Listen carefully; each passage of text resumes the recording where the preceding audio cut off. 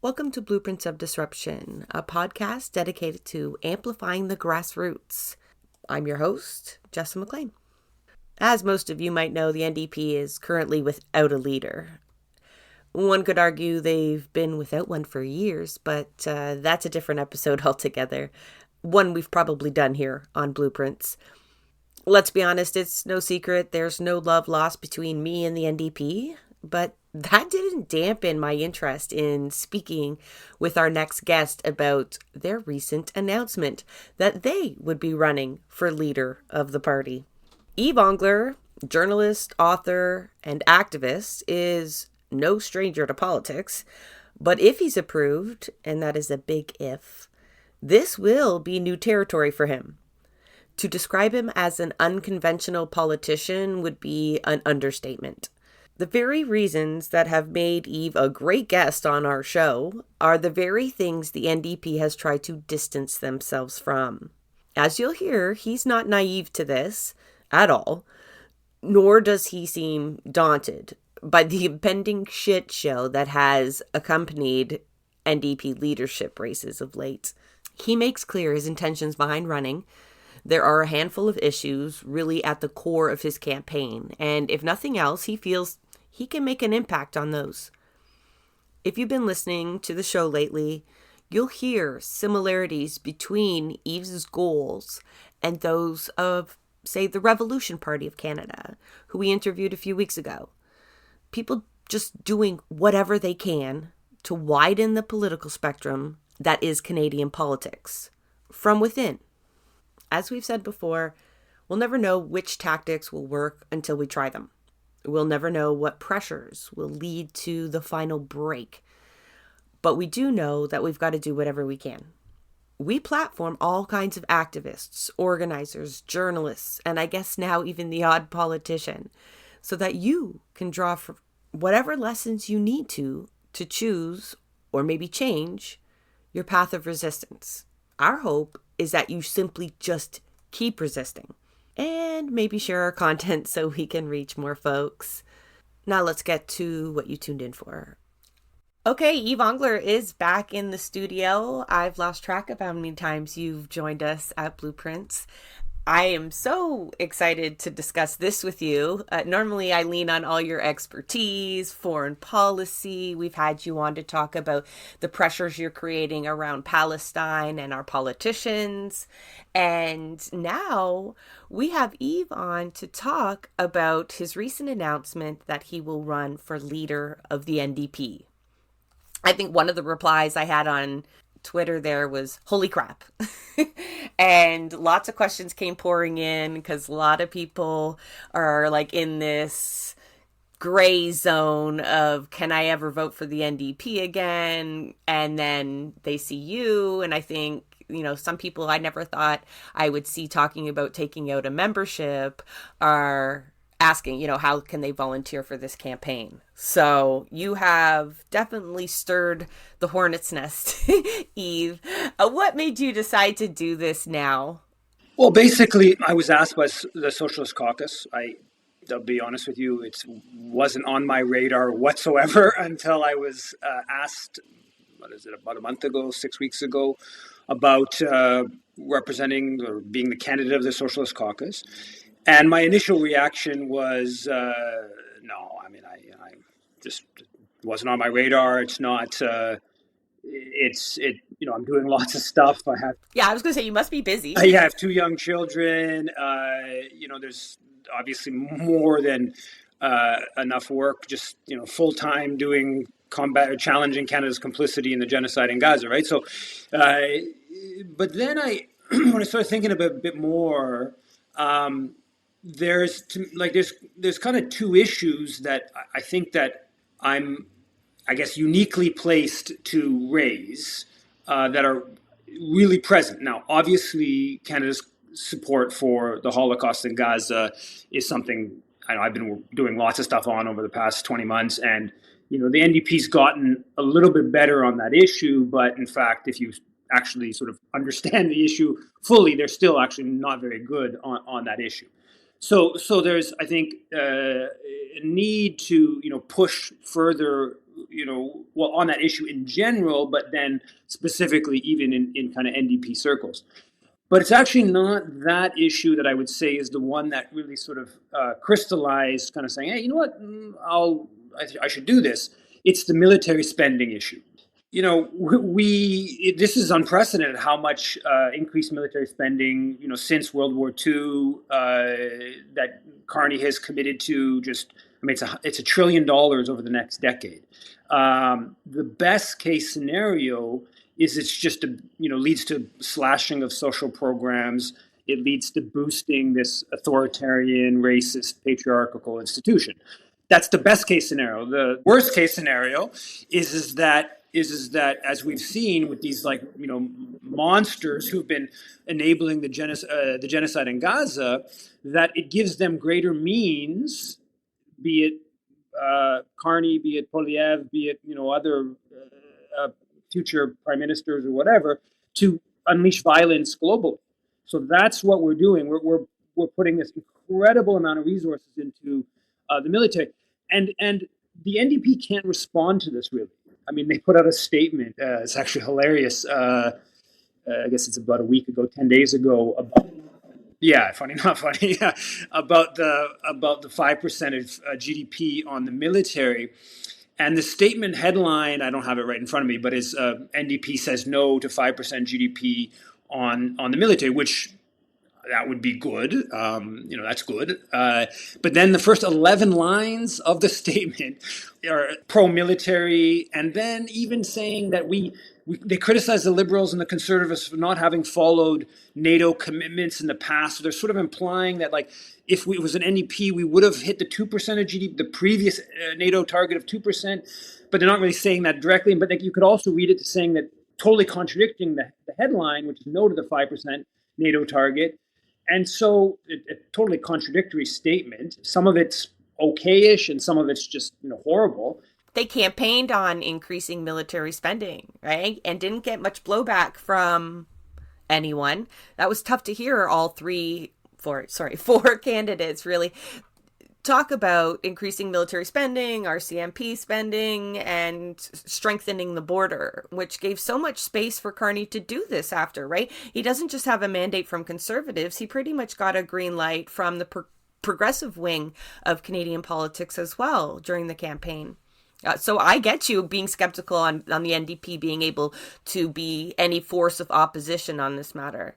So I think basically the picture is they've boxed themselves in by supporting the NATO, specifically NATO proxy war in Ukraine, but supporting a pro-Washington foreign policy from China to Iran. Even, the recent statements on Iran were a little bit less bad than all the stuff Heather McPherson's been doing for many years.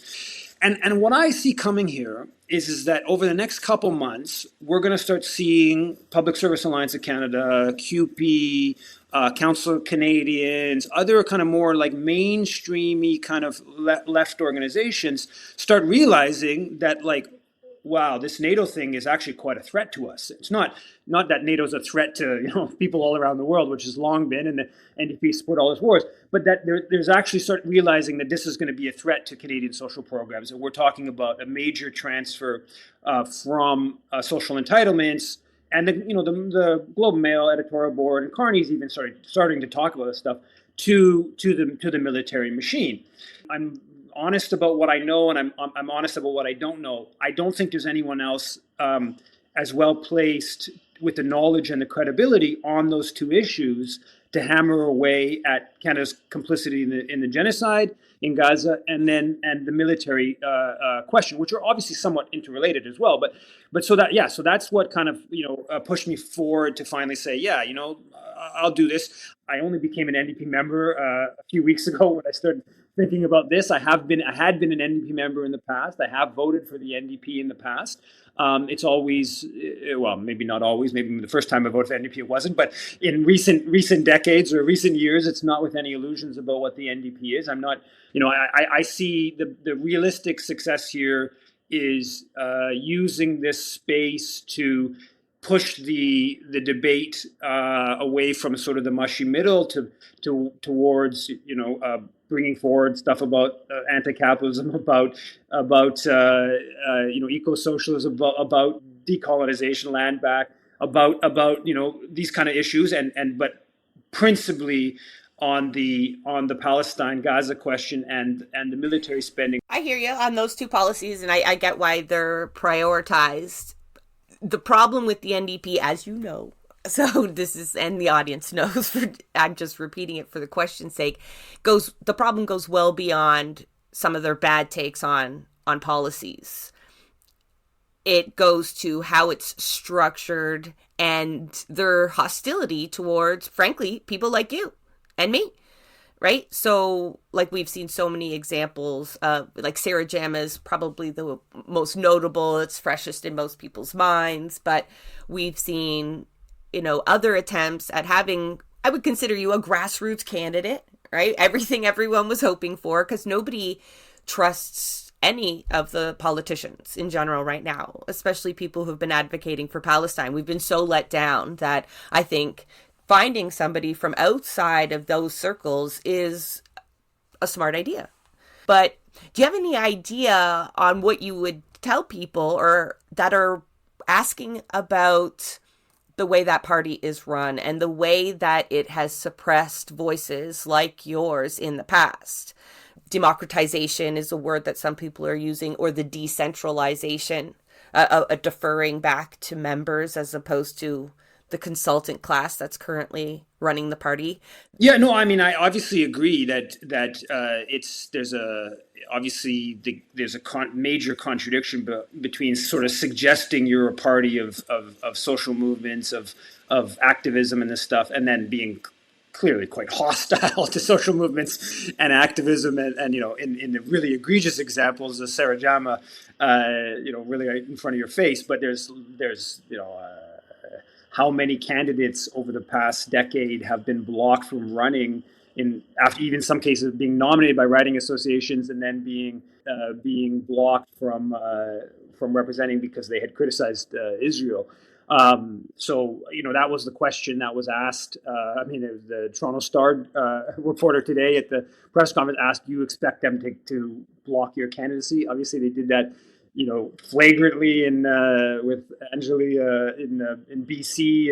Was that 2 or 3 years ago when she looked like she was going to win the BC NDP leadership?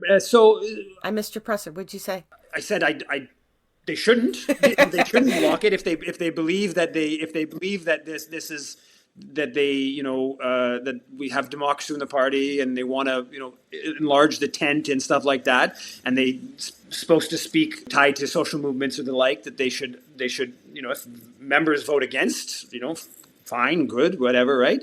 I really don't know. I mean, talking to people at the Socialist Caucus about, well, how are they going to block you? I think they're obviously setting up.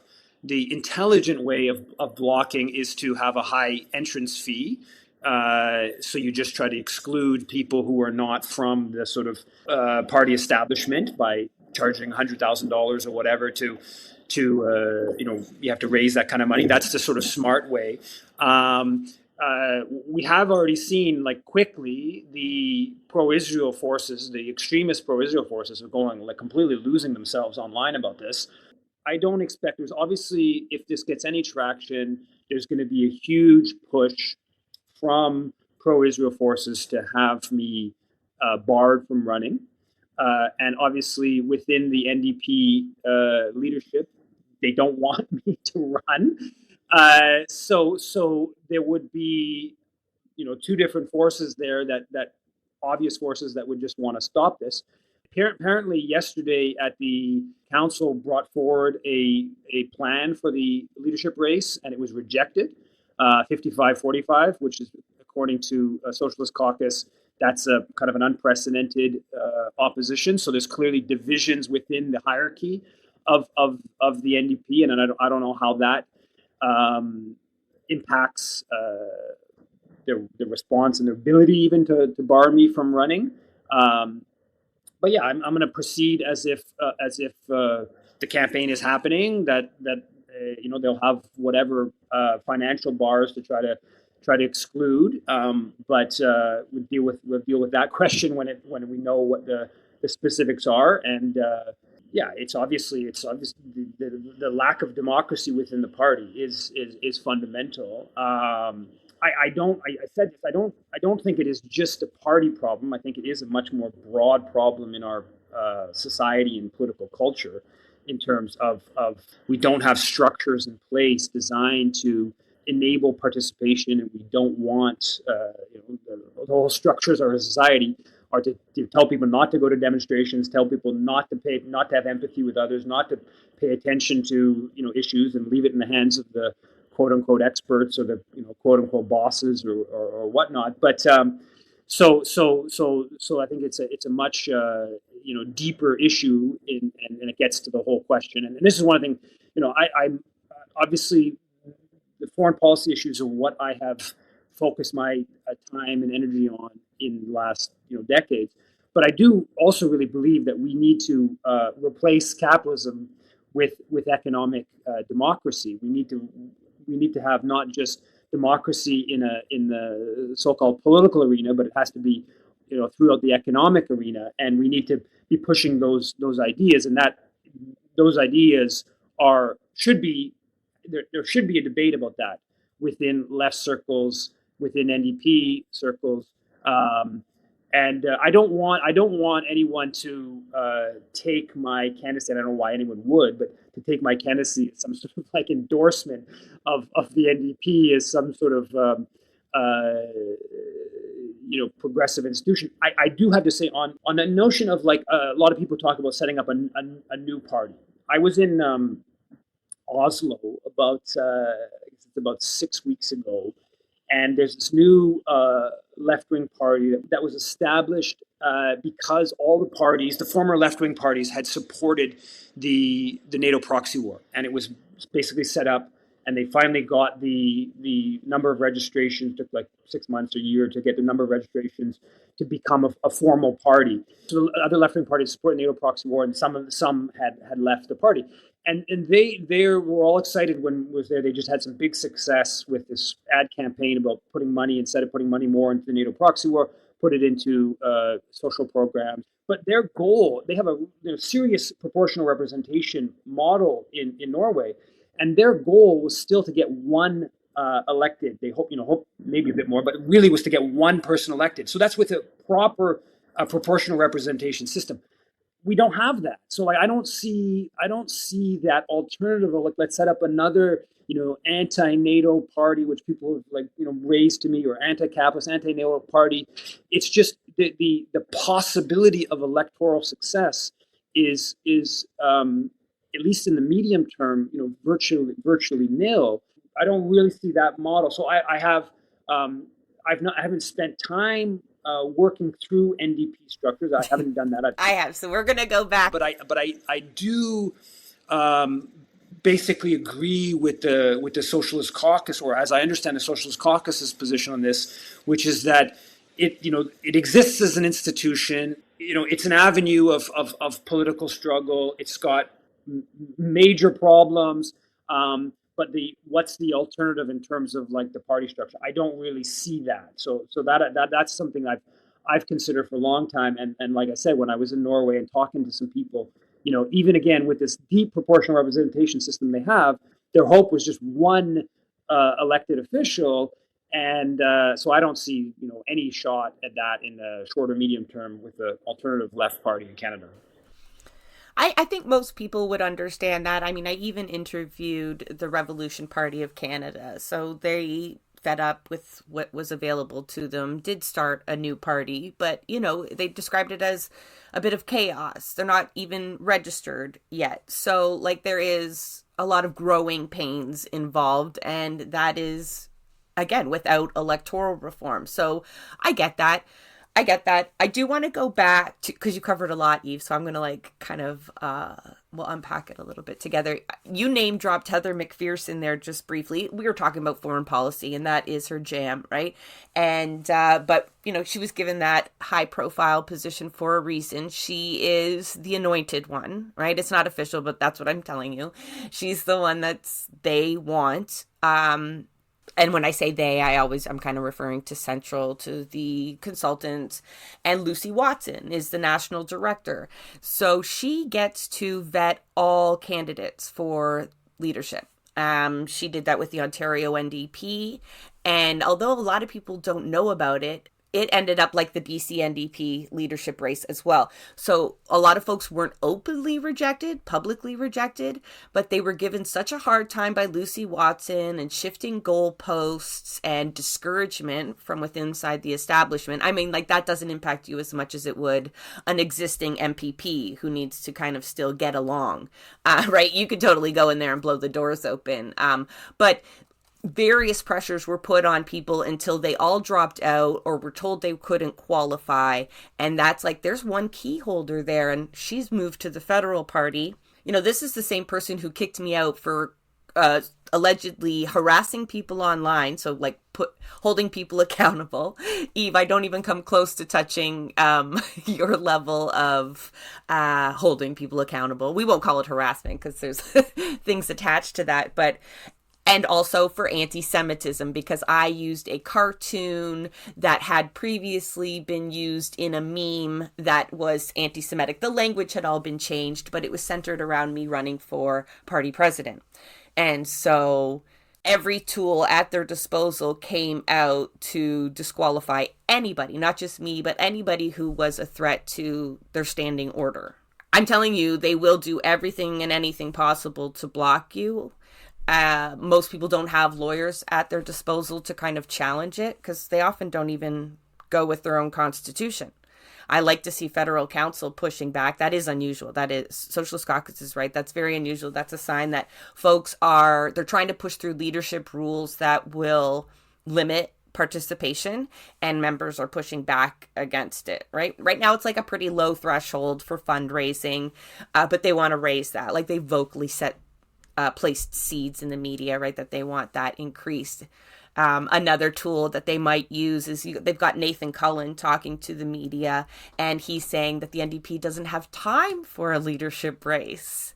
This party that is in demise, in free fall, they don't think that there's time for a race. You want to comment on that? Because that's like the latest kind of maybe delay tactic, that they'll sit with Dawn as long as possible, or really challenge their constitution and actually appoint somebody. But what do you say to Nathan Cullen, who says there's no time for an NDP leadership race right now? Well, that seems, pretty absurd. I mean, you would think you'd want to try to rejuvenate the party and rejuvenate grassroots participation, but they seem to be kind of failing on that because they're also not able to force through their rules on the leadership race. So it's just the time is kind of moving forward, and the strategy there, of course, is to keep it in the hands of the consultant class and the anointed one, or Heather McPherson. I'll say that with regards to Heather McPherson, I mean, I plan to I really go at hard on her. She's on the NATO Parliamentary Association of Canada. She's one of two NDP MPs there, which is pretty egregious. And Jean Chrétien takes a more progressive position on NATO's role in Ukraine than she does. Yeah, I in terms of whether they'll block me, I don't. I mean, I'll be honest. I didn't want to say that at the press conference because you don't want to give them the out. I expect to be blocked, of course, but how that will play itself out, and if there's enough dissent within the establishment, which appears to be right now, maybe who would even make the decision right now to block me before there's an actual formal race taking place? So I see a scenario where the really extremist anti-Palestinians whip themselves up into such a frenzy. Like there's people out on Twitter saying that the NDP should be a banned terrorist organization if I became the leader. And so they're whipping themselves up, and then that even forces the more kind of mainstream and maybe a bit more sober-minded CIJA to come out and start demanding that I'm barred from running. But who makes that decision before there's actual race? I don't know. They can't. You have to submit a vetting package. They'll design a package for you to fill out once the rules are set. And then that's the only time they could. One trick they might try is your relatively new membership. So an amendment that required somebody have months of a membership to qualify, or worse, like it might sound like a flippant amendment that nobody really challenges, but it would be directly to block you. Or criteria on internet language. Honest to God, the amount of monitoring that they've done of their own members is astonishing. So their idea of harassment is basically using really tough language with people in power. So I imagine, like, be prepared to go on those fronts. But I'm happy to see this play out in the public either way. Like, I'm sorry if they put you through hell, Yves. I appreciate that you're expecting it. And I don't think you're going to be terribly daunted by it, but how they handle you will, I think, demonstrate to members exactly what's going on behind the scenes of the federal party. We've not had a leadership race in a while, and even the last one was controversial, had issues surrounding it. So, yeah, there's definitely no argument they need rejuvenation, and this could do it. Yeah, I'm going to be totally. I'm going to put everything that happens will be totally in the public. So they come up. Oh, I know. With you, I know. I'm not going to there's no backroom deal that I don't have some. Their leverage over me. I mean, their leverage to block me from running obviously is significant, but their leverage in other ways is. I'm not in a position that. So I'll be completely open and frank with everyone about this, and obviously. The aim, there's a 1 in a million shot at winning. So the major failure is not being able to stop the killing in Gaza. But I in some ways, I think we've done a fairly poor job of politicizing the popular uprising against Canada's complicity in the horrors in Gaza. We haven't really, I think probably there's lots of people who now are more critical of Canadian foreign policy, but I don't know that we've done a very good job of broadening the challenge to the status quo, broadening the challenge to imperialism, broadening the challenge to capitalism, and I don't know that, and I'd say that even for myself, like I have mostly just focused on Canada's complicity in Gaza. I've obviously written about other issues and talked about other issues and gone to demos about other issues, but it's been a lot of it has been pretty narrow. And in fact, in launching this, I've kind of gone putting forward that we need an alternative to capitalism. We need economic democracy. We need challenges, radical decolonization, and sort of broadening. And so I would hope if there is ability to have this campaign move forward, is to maybe that can play some small role in taking people who've been appalled, who've taken action on Gaza, also to get maybe broaden their questioning of most obviously Canadian foreign policy, but also imperialism and capitalism. So that can be, hopefully would be contribute in some way potentially to that kind of broadening. Yeah, I think had the NDP from the beginning been on point where their members stood, right, like which had been clear in a previous vote at convention, and worked with the movement rather than essentially distancing themselves from it at the beginning, right? Like Jagmeet was all over calling the Mount Sinai, the march past Mount Sinai, anti-Semitic, and progressive politicians, almost were trying to play that center road the entire time, and still are, right? Most of the language is centered around ceasefire, not an end to the occupation, and there's no talk of Palestinian resistance being legitimate, and there's lots of boundaries they didn't bother pushing when they would have been the only ones to push it. I have no doubt that would have helped popularize it, right? Because the idea is to have social movements work alongside political movements, and labor would have helped.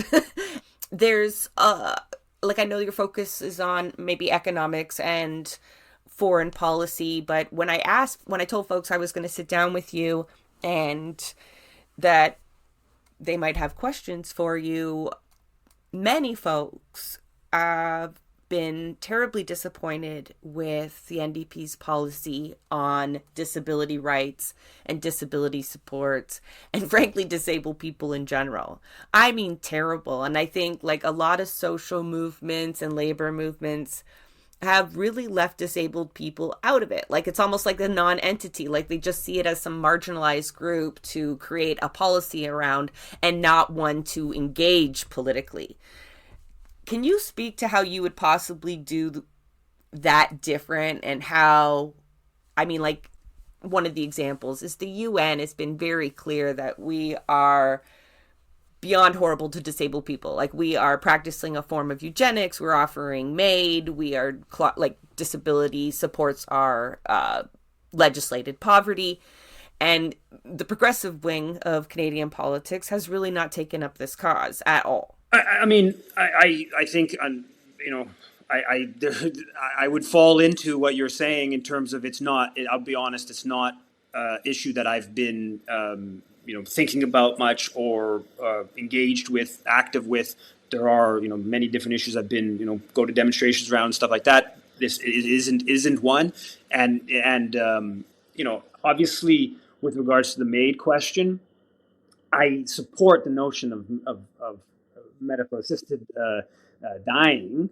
I know that there's a whole, things have got to the point where there's, talk about basically being eugenics against disabled people because, and even the UN has criticized Canada on that front. But, and the obvious side of the social entitlement side of, well, if people don't have the means to survive, then life becomes really miserable, and then there's people who may want to turn to MAID, and so it becomes this sort of the I would say progressive side of the having people have the ability or the autonomy to make that request to die. Then meshes with sort of neoliberalism and a way to not provide what people need. And obviously what people need goes beyond just like, okay, well, you need a house, you need a place to live, and you need groceries and all that stuff, but also you need in care supports, right? Various supports. It's actually more expensive to be disabled. Like any disabled person can tell you. Your glasses are just one example that most people wouldn't think of, but yeah. So the plan here is, as we move forward with the campaign, is to have a detailed policy. I am a policy type of person. There are areas where I've gotten... That might be fun for you. It's a break from your usual gig. So the idea here is to actually have very detailed policies on these issues, and obviously the way is to turn to those who've been campaigning and the social movements that who've been articulating the policies and trying to basically adopt theirs or amplify theirs or whatever, how to frame it like. And that goes with a lot of domestic issues, which I have, I've followed a little bit, but I'm not an expert. And my inclination is also not to, it's not about like platitudes or about just sort of, talking points. I do want to, get like really sort of detailed kind of thinking on different specific issues. I'm not in a position right now to be... I'm grilling you on policy items and you just announced your candidacy. Like, it's fair enough. Fair.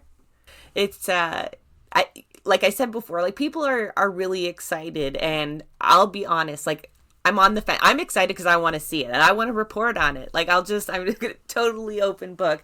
I want to see what they're going to do, and I want to be able to help boost it, right? Because I think it will demonstrate to people, honestly, the futility of the establishment. Yves, I think I'm worried that in this moment here, folks are going to start signing up to be members and they're going to get hurt again, right? Like they idolize you in a way. Like I don't want to say that in it. Like I know that probably makes you feel uncomfortable, and it might even make some audience members feel uncomfortable. Like, I don't mean it in this unquestionable, uncritical way, but it's like we're looking for hope in anywhere right now. And Canadian politics is so void of it. And when I talk about disabled people, that's one group in particular where like getting out of legislated poverty is like only going to seems to be happening by policy, right? There's mutual aid that can happen, but quite literally they like live or die off of the government being in power that can save them. Okay. Like it sounds paternalistic, but, and there's so many others, right? That have been going to politicians for years and have lost all hope. But what if they see it in you? They take out all kinds of memberships. They invest themselves in this party and it doesn't work out. Will you encourage those folks to stay in the party? Or like, do you think there's room for reform beyond, you as a leader? Some people might not. I'm a little bit of a less bad person in politics. I've said this many times that I'm prepared in different. I'm prepared to vote to defeat people in ridings, right? If I was in like a I don't know, if there was a close race and I was in a Polyev riding and it was only the Liberal could defeat, I might make that vote. I don't happen to be in that. I happen to be in a riding where it's the other way around, where it's, last election I voted for the NDP against Guilbeault, and I previously voted for a far left party and, whatever, Communist Party, whatever. But I think that the world is as it is. What I can say is I'm not going to not be honest and clear about what happens and how I see things. However, whether they block me, they call me in 2 hours and say no, you can't run, or a week from now, or they put $100,000 barrier to try to participate in the race. I'll be honest, and I'm not going to, irrespective of what happens, I'm going to continue to challenge the NDP's sellout on NATO, on Palestine, on There's a laundry list. It's okay. to have a realistic impact on the race.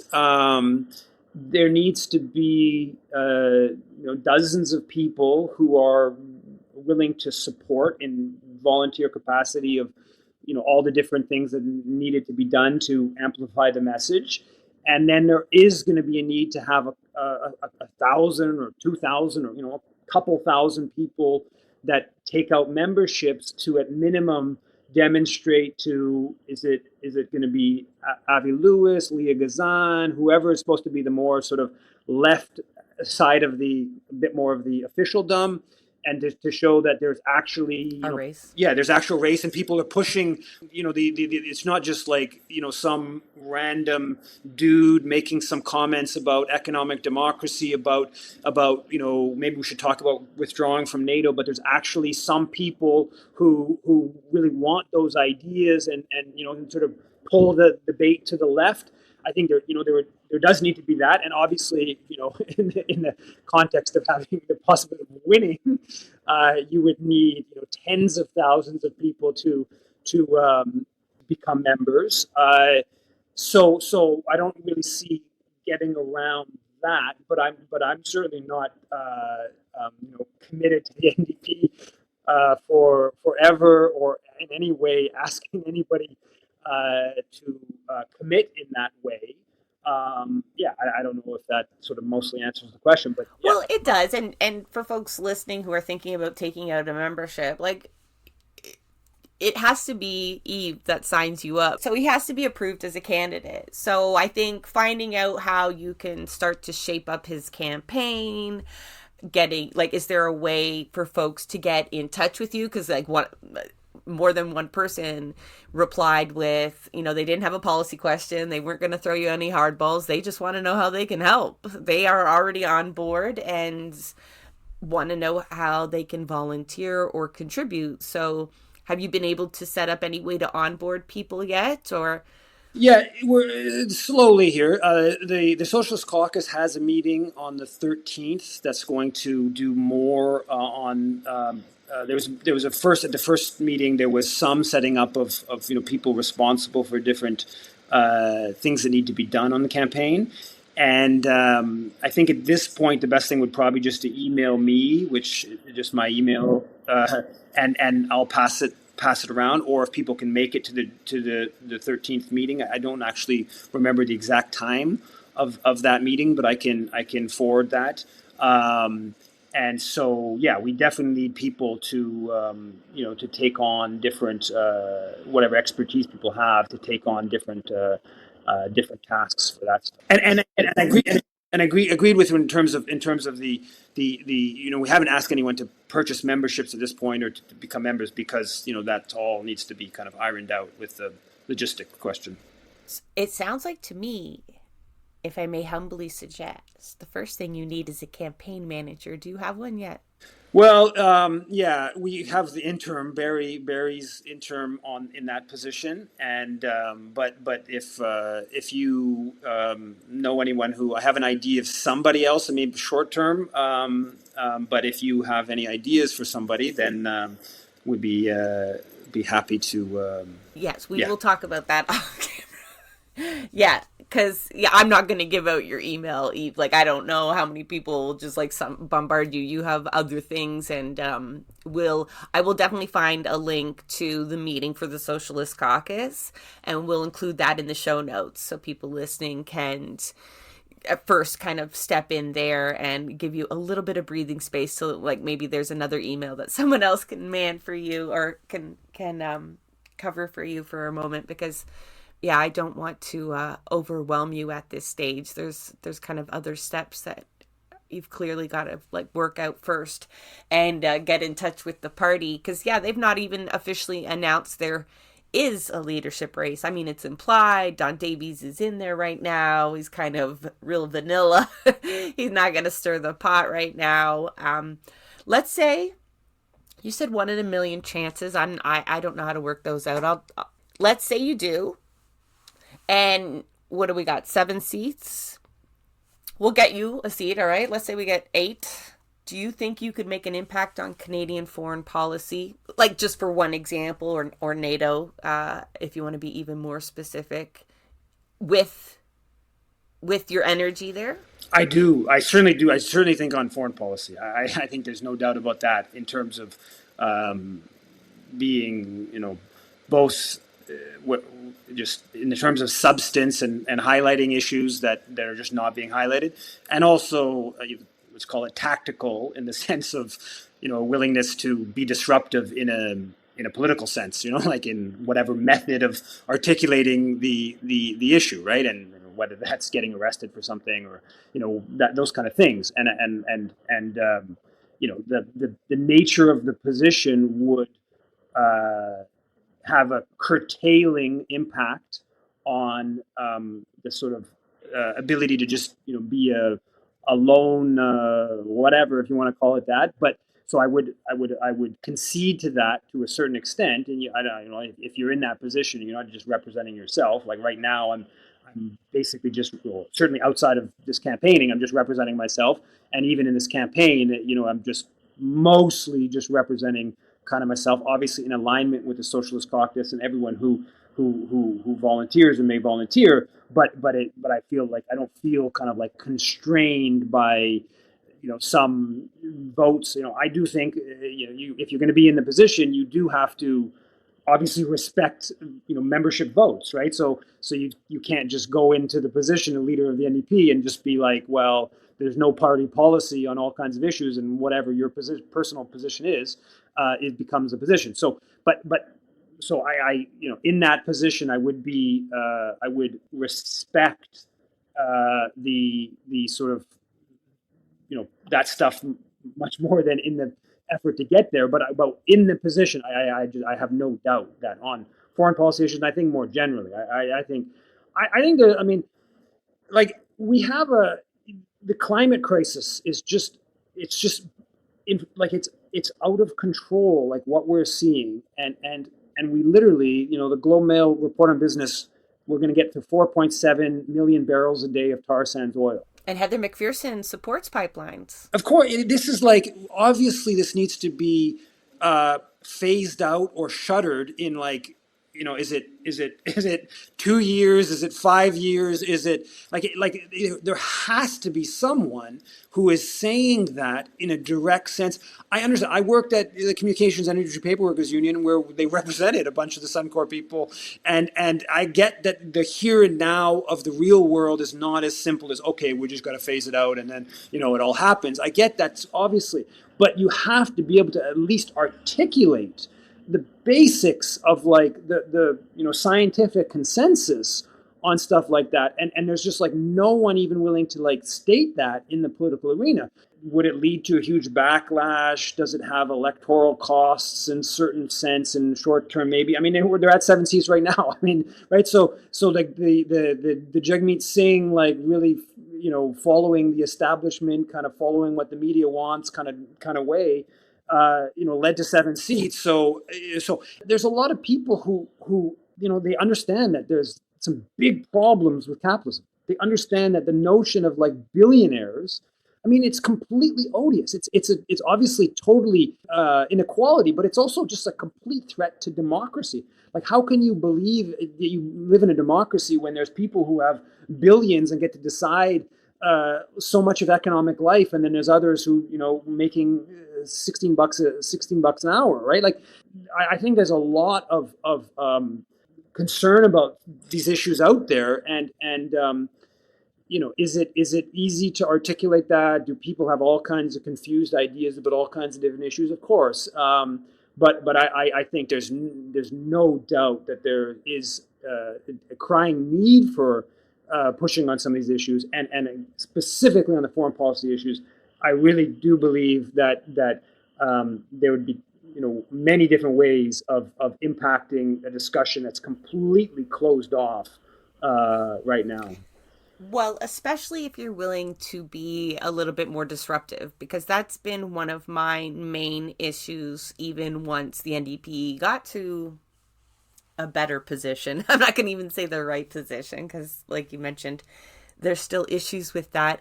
But it was the bare minimum. It was just stand up in the legislature. I mean, not even once did they use this mailing list they have, these millions in donations that they've taken, and the platform that they have in the House and in front of all these mics. Did they call people into the streets? Never, for nothing almost. It doesn't seem to matter what level of crisis we're in.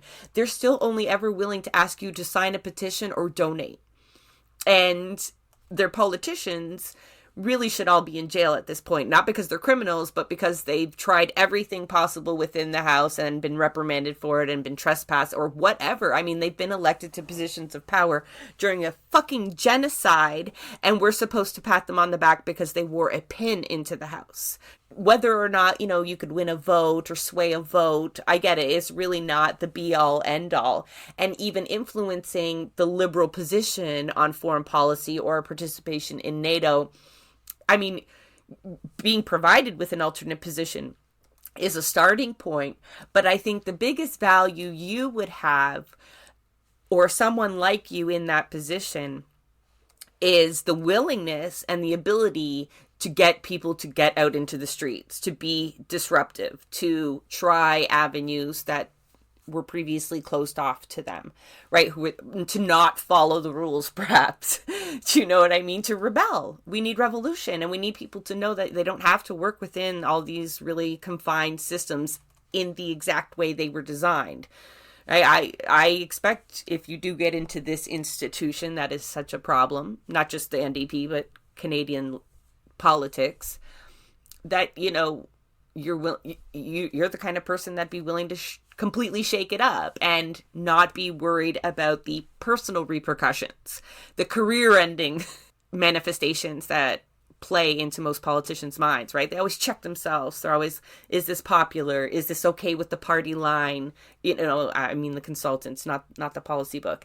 And they're always second-guessing themselves. But even, I mean, I'm sure you think things through. I'm not saying you're just off on a whim, but you surely don't worry about these things all that much, right? Will the Zionists have something to say about me if I say this? I mean, you're already there. You're already in the weeds. So I think that holds a lot of promise, a more rebellious form of politics that, because the way it's done now really doesn't, it's not moving the needle, even if you had a good leader doing it that way. I'm hoping to see you shake it up a little bit. I mean, I appreciate you taking the time to do it. I know you're doing it for a purpose and not for personal gain, because if you thought you had a target on yourself already, you're going to increase it, right? You've already said, the Israeli lobby, the Zionist lobby is already gearing up to kind of smear you. I hope we don't see the same come from within the NDP establishment, but time will tell. Let's say Avi Lewis runs against you. You said you're going to go up against Heather McPherson and a lot of her positions. You've even outlined them. What if Avi Lewis is your opponent? Will you go after him? Yeah, of course. All right. I mean, go after in the sense, like I mean, I've written about Stephen Lewis and Michelle Landsberg's anti-Palestinian policy. But they've come around, Yves, just in time. Yeah. So, I can tell you that I sponsored a public letter around the NDP withdrawing from the Canada-Israel interparliamentary group. And I, had Naomi's and I had Avi's emails, and you'll find that their names are not on that on that a couple of years ago, right? So I'm not, I totally believe that Avi is not going to, he's clearly better than Heather McPherson. I would prefer Avi in that position than Heather McPherson. But I also don't think that he's come out on Canadian military. He's maybe been substantially better, and I do believe personally him and Naomi, of course, are much better on Palestine than NDP has been for many years. So I think that is genuine, and you have to also respect. If your parents are a certain way and you go in a different way, you have to also respect that. But I do think on the military question, that's not something that he will push. And I will push that, and just in foreign policy generally. I don't think that there's basically alignment with the Washington-led geopolitical outlook that is leading to this huge increase in military spending. So I think that would be a quote unquote vulnerability, if you want to frame it like that, from a left perspective. But having said that, and I'm not I'm going to be respectful but clear in my criticisms on policy issues. Having said that, like if there was a scenario where they did allow me to run and there was momentum behind it, and it got to the point where it was like, like Avi is the only one that really has a chance of defeating Heather McPherson, or whoever else is maybe more of the establishment. Those questions would arise, right? And I don't know my exact answer to those questions right now, but I would go back to the idea that I am a less bad. I think there is this sort of real world of how things are, and do we. I said this about in 2017. I joined to vote for Nikki Ashton, and I asked. I didn't campaign in a significant way, but I asked people to a certain network of emailed people saying you should register to vote for Nikki Ashton, because Nikki Ashton, to my mind, was substantively better than the rest. But I did that even though I had early in the campaign, I asked Nikki at an event here in Montreal about whether she voted for the 2011 bombing of Libya. And her answer was a fascinating answer. And I'm still not sure if it's worse what she said to me to have said she just voted for it. And she said she didn't remember if she was in the House when the vote happened. So we know that the NDP voted for two different bombings of Libya in 2011, which 14 years later is a complete, utter disaster. And she answered by saying she didn't remember, you literally, there was a vote to destroy a country, and your response, and I don't know if it was an honest response or not, was to say you don't remember whether you had voted to destroy that country or not, or whether you had stepped out. And she was kind of implying that she wasn't on board for it, and she was whatever, they're being pressured by Leighton and whatever. And I get that. I get that's a dynamic that exists within the caucus and whatever. Even after she told me that, which I wrote about, right away. I didn't hide that. I still, I didn't spend a lot of energy, but I did campaign for her because it is what it is, right? I think it's better to have a less bad or, Please don't make that your campaign slogan, though. You've repeated it. And do not make posters with "Say I am the less bad candidate."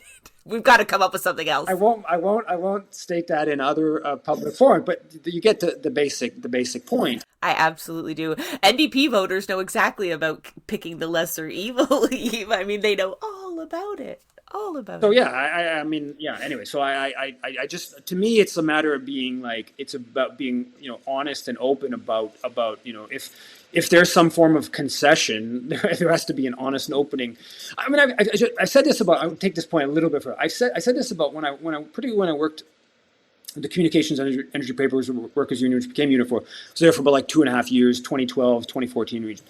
And one of the things that really struck me is that, like, I don't have a problem. Like, just as a concrete, I was working in research, but I did basically a lot of communications. I wrote op-eds for the president of the union, stuff like that, press releases. I don't have a problem if someone says to me, okay, the Globe and Mail is not going to take an anti-capitalist position, an anti-capitalist op-ed, but they'll take something that says, we have some lack of democracy in the economic sphere, or, they'll take something sort of wishy-washy. I don't have a problem with someone who writes that op-ed for the Globe and Mail, knowing that's the best I can get out of that context. But then on your own website, on your own, where you do have the ability, on your own, conference, your own speech, whatever, where you do have the ability to say, hey, we need to replace capitalism, that you do, you concede there, but then you push there, and because it's part of like a bigger project of we're trying to consciousness raise, we're trying to build, we're trying to move forward. So that to me is like, there is institutional realities, there is the stuff like that, but you push whatever you can within that, and then you continue with what you really believe, if you like, in the alternative kind of areas, and yeah. So I don't know if that's the total answer to it, but yes. And back to the specific, I will definitely challenge Leah Gazan or Avi on, who I understand are the two likely kind of more left-wing candidates. I will challenge them on where I see that they are, conceding, or they're not going far enough, or whatnot. Good luck.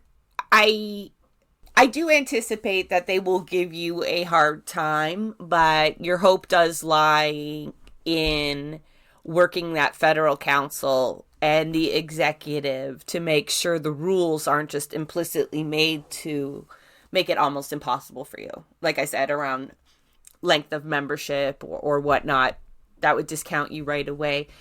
But once those rules are set and the race starts, there surely will be more to talk about. But yeah, very exciting times, especially in a time where nobody was really talking about the NDP. Again, you've got them all talking about the NDP again. You fucking got me talking about the damn party again. I try not to. I try to just walk away.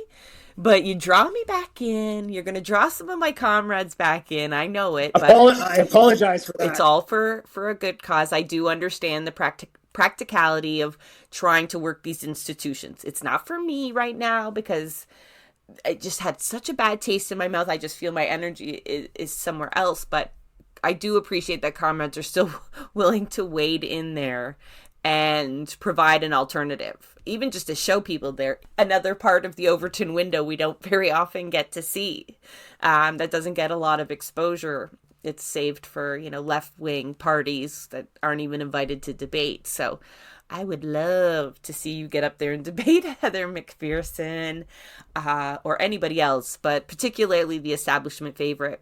If that happens, I'd love to have a conversation with you beforehand, because, yeah, we've got lots of dirt on McPherson. Not a good choice for most folks. But, yeah, no, Eve, I appreciate you coming in really last minute, too. Once I saw that announcement, I had a lot of questions for you, and then the audience came up with some questions for you. And, yeah, be prepared to be pushed on disability rights, though. And to come up with a policy that's written by disabled people, that takes into account the abject failures. That is my advice, because you could really rally a lot of people that are really eager for something different. Yeah. So good luck, Yves. Get out there, keep us all informed on what's happening. I know you got to start a blog. Like that's just really my navigating this craziness that will become the NDP leadership race. Any parting words? You're on the campaign trail now, kind of. That's unusual for you. Yeah, I mean, I think for most of this audience is keep doing what you're doing, and lots of different ways, of course. To this electoral element is kind of new to me, but yeah, keep doing what people are doing, and if things move forward in the positive way, if people do want to both assist with the campaign and then choose to become a member for a short period or for a long period to oppose to vote for. That's obviously much appreciated, and but yeah, mostly just keep doing what people are doing. Keep doing what you're doing. I know this isn't going to suck up all your energy. You've got more than that to spare. And good luck with any upcoming court cases.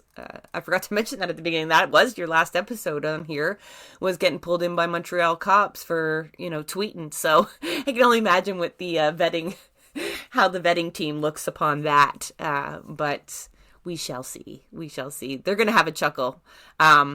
And they're probably very nervous about you announcing, which brings me joy that you're making the establishment nervous no matter what happens, and that the Zios are really agitated and wasting their energy there. So if nothing else, right? If nothing else, we make them uncomfortable. Thank you so much, Yves. Thanks a lot. That is a wrap on another episode of Blueprints of Disruption. Thank you for joining us. Blueprints of Disruption is an independent production operated cooperatively. You can follow us on Twitter at BP of Disruption. If you'd like to help us continue disrupting the status quo, please share our content, and if you have the means, consider becoming a patron. Not only does our support come from the progressive community, so does our content. So reach out to us and let us know what or who we should be amplifying. So until next time, keep disrupting.